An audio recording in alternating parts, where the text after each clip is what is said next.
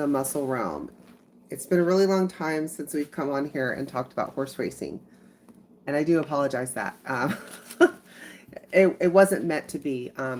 Last year, I should have done a preview of the race, and I should have done my results because I actually had done very well last year. So I was very excited about that because I ended up winning on an exacta, a trifecta, and almost had a superfecta.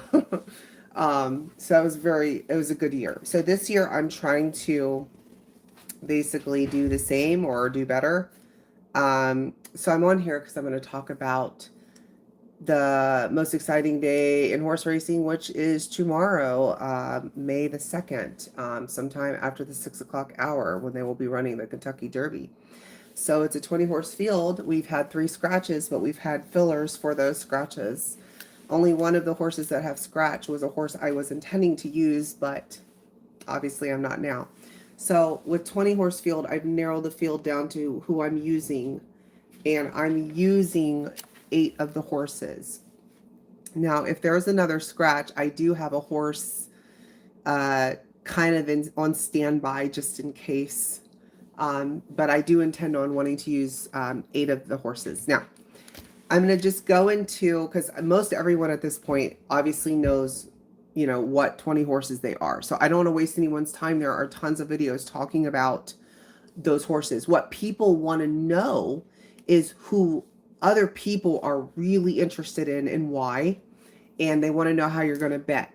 Because when I was first getting into this years and years and years ago, that's what I was trying to understand. So I'm just going to go into the details of that, the horses of my choosing and why, and all that good jazz. For starters, the 8 horses that I do plan to use on some of my exotic bets tomorrow, I will be using these 8. The number 1 horse, Renegade. The 6 horse, Commandment. The 7 horse, Dannon Bourbon. The 8 horse, So Happy. The number 9 horse, the Puma. The 12 horse, Chief Wallaby. The 15 horse, Emerging Market. And of course, without further ado, the 18 horse, Further Ado. So, out of these 8, there are, of course, some that I think are absolute 100%. It just depends on who's the best on that day and who gets the near perfect trip. In my opinion, there are 3 horses that absolutely have the ability to win this and pull this off. There is also one other one that, in my opinion, does as well, only dependent on the circumstance of the track, whatever the circumstances of that track is tomorrow. And I'll get into that when I get to him. He has the potential to also win. Everybody else is obviously a sure possible second or third, or as in race terminology, we say place or show. And then I have 1 or 2 that really would fit pretty greatly, if you're going to play a superfecta, which I do want to do this year. So, I see we have some people on. That's really cool. Thanks, guys, for showing up. I'm not talking about anything bodybuilding. I'm so sorry. This is all horse racing right now. So let me get into it. I will talk about first the reasons why I am choosing these top 3 horses to go. Probably if I'm going to do a trifecta part wheel, which I typically do for the Kentucky Derby because it's such a big race. It's one of the best races to use a trifecta part wheel. And in that trifecta part wheel, I'm one of the crazy ones that I will select, and I've done it like 3 years in a row, 3 top horses, because in my mind, with a field stacked this good, just like last year, there are 3 potentials here. One is a little bit of a wild card. So at the top of mine, I definitely have to say that these 3 horses have the absolute best chances of 100% winning this race. And that's going to be Commandment. And that's also going to be Further Abdu. I'm sure you're not surprised for me saying those two. And then the other one that might surprise you is Emerging Market. And I'll get into that.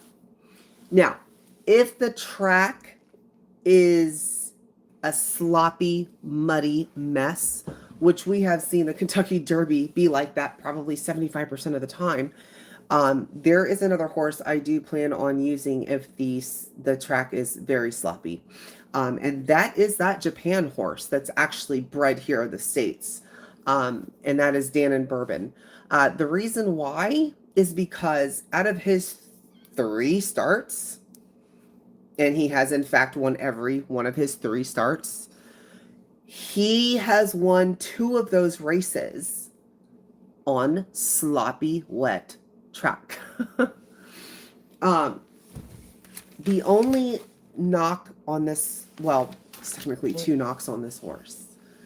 The 2 knocks on this horse, Dan and Bourbon, is simply the fact that we don't know his true potential and what he's really capable of, because we've not seen him race over here and be against some of the horses that he'll be facing tomorrow.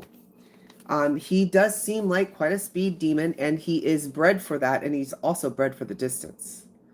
And that's really important for the Kentucky Derby. It's not just about speed, it's also about the stamina, getting the distance.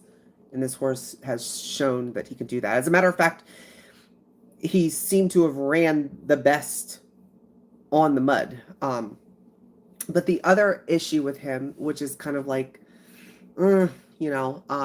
he's used to going the opposite way on the track that we run ours over here. So hopefully they can figure that out and get that dealt with.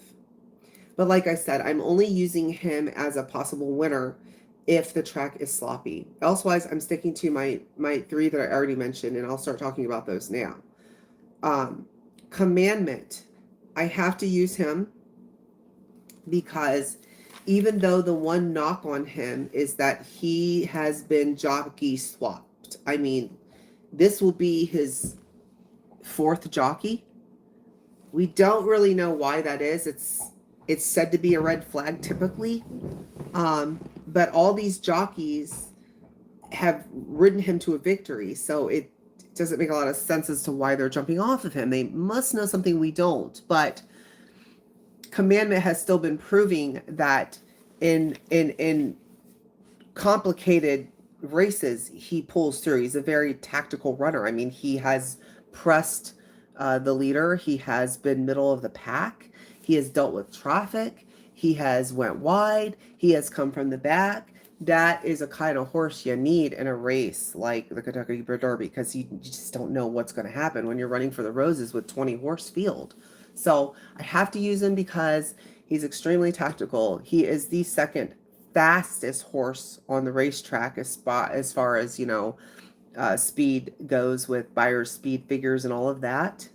The only other horse is the other horse that I'm going to talk about after him that is been shown to have been slightly faster. So I can't allow the jockey swapping to really deter me from using him, and I won't. And I even considered it, and then I just said, you know what, I can't do it.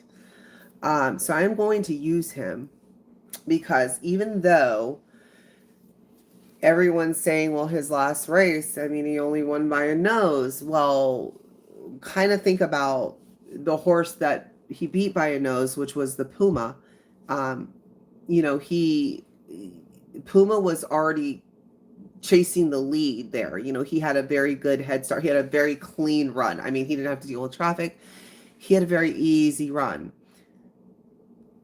Commandment had to win that race from the back and come wide. So he had some ground to catch up, and he did just that. And who's to say that if that race wasn't longer, that Commandment would have passed Puma by further than a nose? In the back of my mind, that's what I feel would have happened. I feel that the Puma might have kind of slowed down from getting tired, and that commandment would have passed him even further, So, but we're going to see how that all plays out tomorrow. The next horse that I have to use is Further Abdu. I know everyone's saying, yes, this horse has,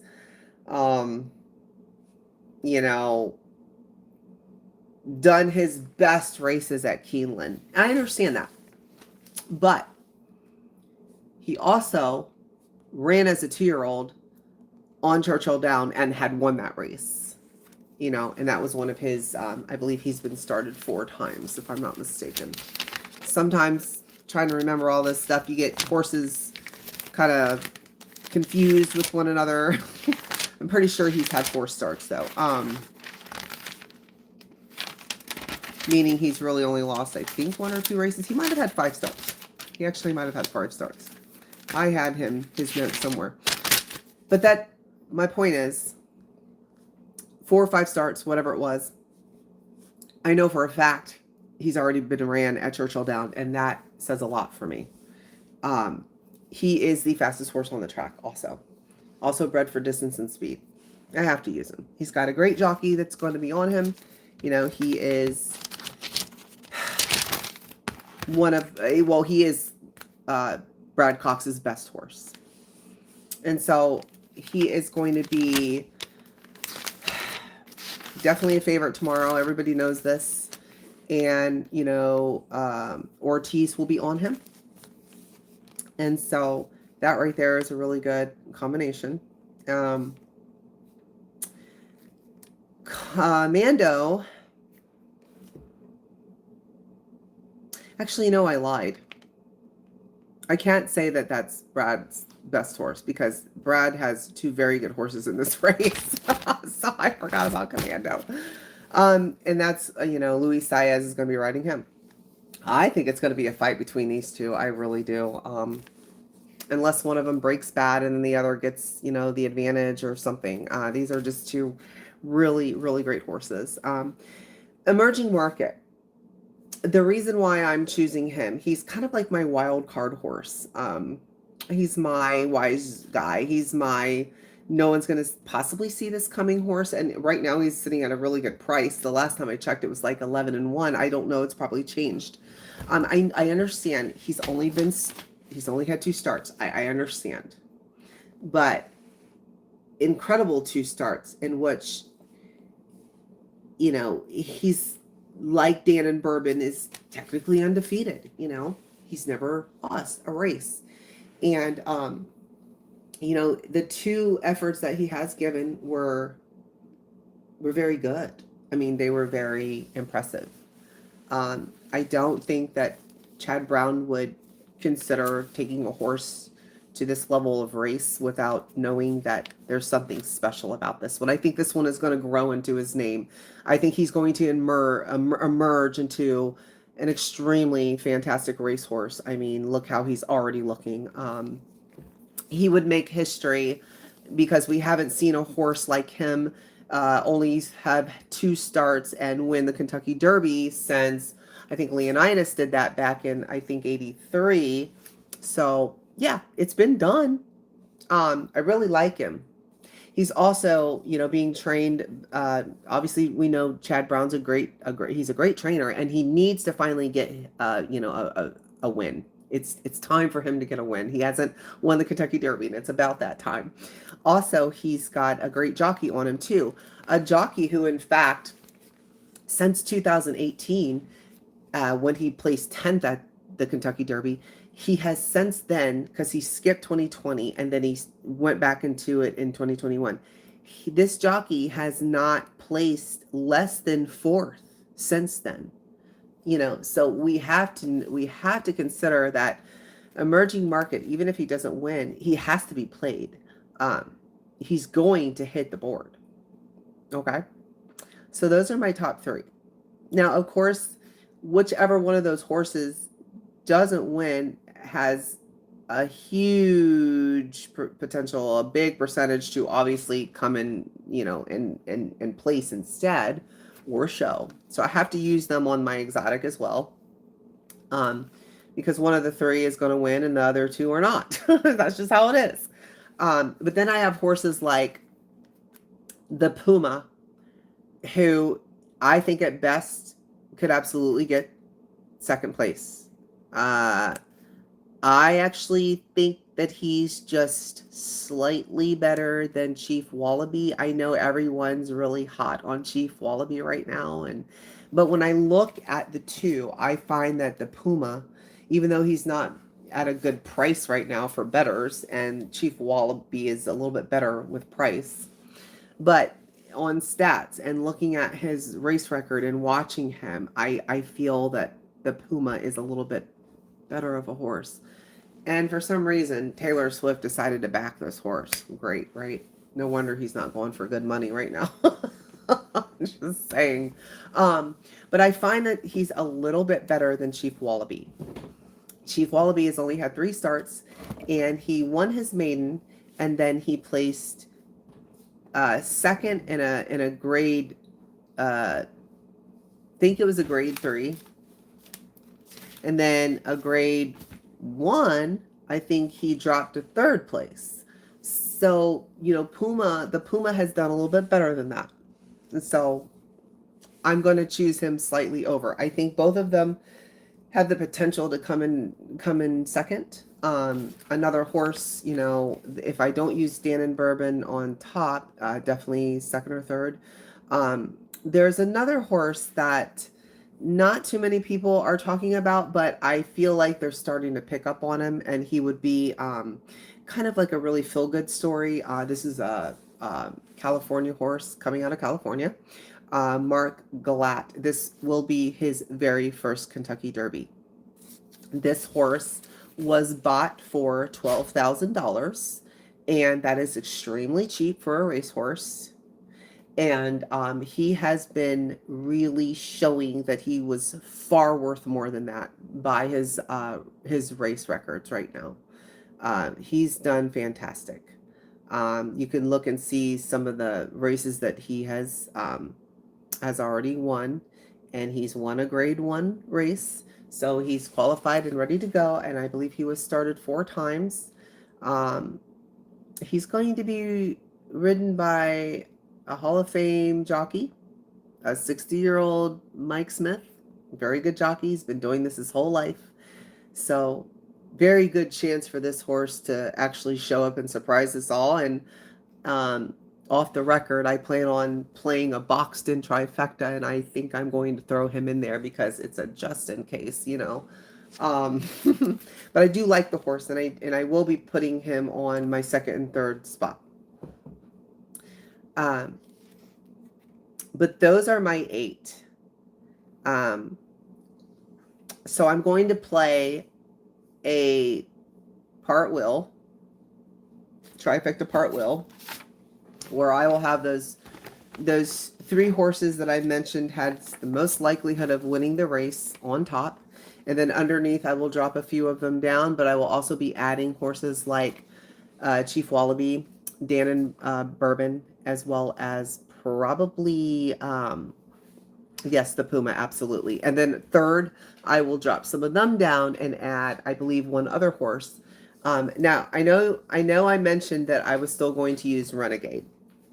So in my part wheel, I plan on putting him just in a 3rd place spot. I also plan on playing him in a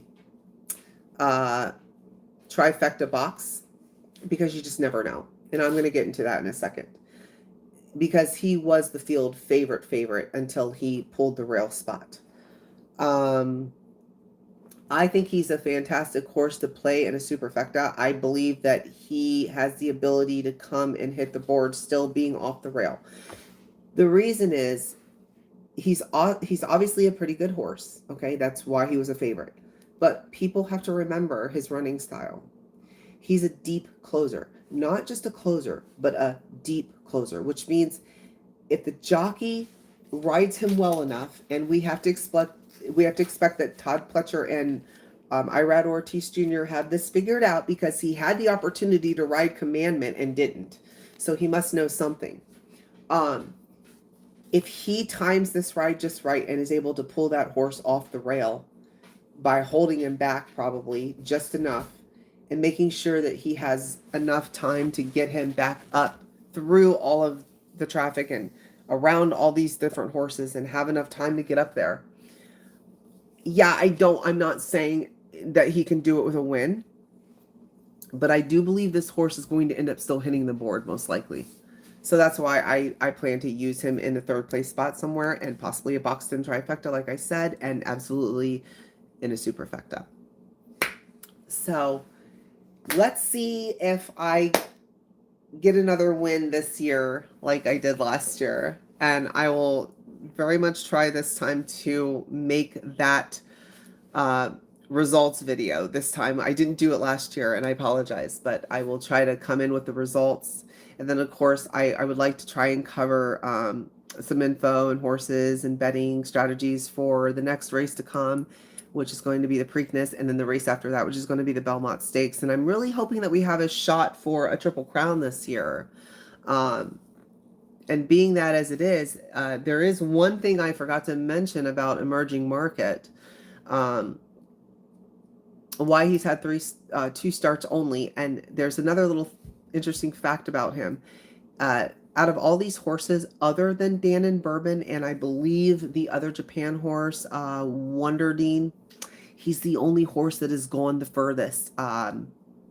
Emerging Market has raced his second race 1 mile and 3/16. That's farther than all these other horses, except for those two I just mentioned. So if he did end up winning the Roses, and then he goes and figures out a way to win the Preakness, which is the shortest of the three, and then the furthest of the three, he's a possible Triple Crown horse. I feel like I will swear to this day that Sovereignty with Bill Mott last year had every chance in the world to do it, but for some reason they pulled him out of the Preakness. The horse went on to win the Belmont Stakes. I believe with all my heart that horse got a Triple Crown. But what do I know? Anyway, so that's going to take the close for this evening's little live feed on the horses. I will jump back on here as soon as I can after the race is over in the next couple of days and tidy up all of the results, and hopefully I come out victorious, and we'll see what happens. But anyway, thanks guys so much for listening, and I will be back. All right. See ya next time.